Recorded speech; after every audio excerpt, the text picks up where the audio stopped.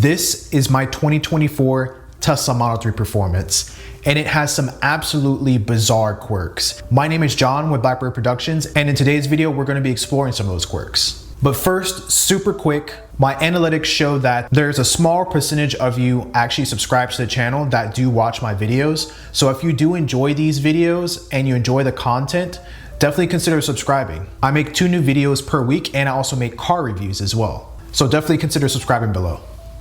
So first quirk, you'll find that the new leathers, I'm not sure if this is applicable to older Model 3s or older Tesla models, but with this car, the leather stains pretty easily. And stain isn't really like the best word to use, but I guess it scratches easily.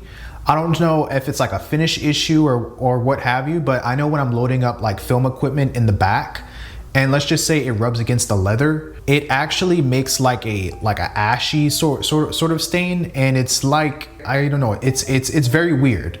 And I've never seen this with any other car, and I've owned other cars with like fake leather, like the leatherette material. So this is the first time I've actually seen that before. But I guess to describe the leather in this Tesla, it's like a very crisp leather. And I feel like you can't really put like traditional leather product on it, because I'm used to putting like leather finishing products or detailing products on leather, but I feel like if I put something on this, it would completely ruin it. But it's definitely something I'll have to look more into, just to make sure that I'm protecting the leather and extending the life of it as much as I can with this fake leather material that Tesla's using. But it's definitely a weird quirk of this car. The second quirk is that there's actually a speaker on the outside of the car, and you can actually play music from it. So this is actually the first car that I've owned that actually does this. And I think it's pretty cool. I'll say the speaker isn't very good, albeit it kind of sucks in my opinion. And there's like no bass, but like in a pinch, if you're just like detailing your car or washing it or something like that, then you could have music playing out of that speaker to sort of amplify the volume from your car. And I guess the car itself, the inside speakers, can be used as the bass, so to speak. Third quirk is around the dash. So in certain conditions, you actually run across the dash getting condensation on it. And I've only found this when the air circulation is turned on for the AC in the car. And also the door has to be open too. So if like, I'll just use this example again, if you're just like detailing the car, you're getting behind doors and stuff like that, you're getting in the crevices and whatnot, and you leave a door open and the AC happens to be on, that area can actually condensate. And I'm not exactly sure what that might mean for long-term durability of that carbon fiber material, at least for me. I don't know what the material is on the dash for the standard range models, but I know in the performance model, there's actually carbon fiber up there. So I'm not sure what the durability is gonna be like on that product long-term. And I really hope that doesn't cause it to fade either. Next, you could actually change the lock sound of your Tesla.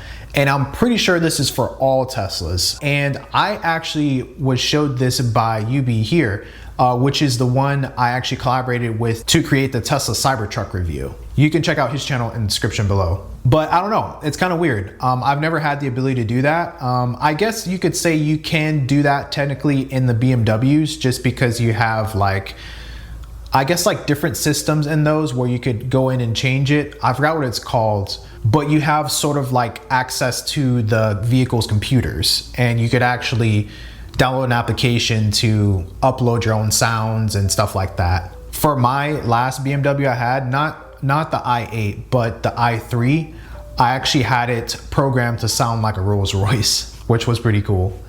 But with this car, you could actually upload the file that you want onto a USB and actually plug it in, and that will be effectively your lock sound. I'll include some instructions below so that way you can actually do this yourself. But nonetheless, I think it's pretty cool, and I actually have a sound that's very befitting for my particular car. Check it out.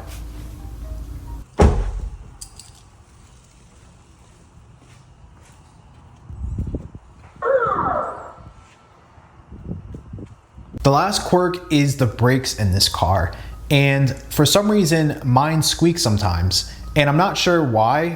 What I read online is that the brakes could actually build up corrosion if you don't use them, but I use my brakes all the time, and I've mentioned before that this car is pretty fast. It's so fast, in fact, that in most situations, you won't be able to slow the car down with just brake regen only. And if you do, you'll have to increase your stopping distance by at least like 4 times. But it's definitely something that I'm gonna start investigating, and I might even have to make a Tesla service appointment to address the issue. But it's definitely something I'm looking out for. So that is the video. If you made it this far, thank you so much for watching. And if you enjoyed this video, definitely leave a like and also consider subscribing. Like I said in the beginning, I make 2 videos per week, and I also make car reviews once per month. So if you enjoy my content, definitely consider subscribing. I've also been testing around different thumbnails and titles and things like that for the videos. So I feel like this channel is kind of going through sort of a renaissance period. And I'm trying to nail down the format that I want to present to you guys, and also the format that's most engaging. So if you see like different thumbnails and things like that, that's what I'm doing.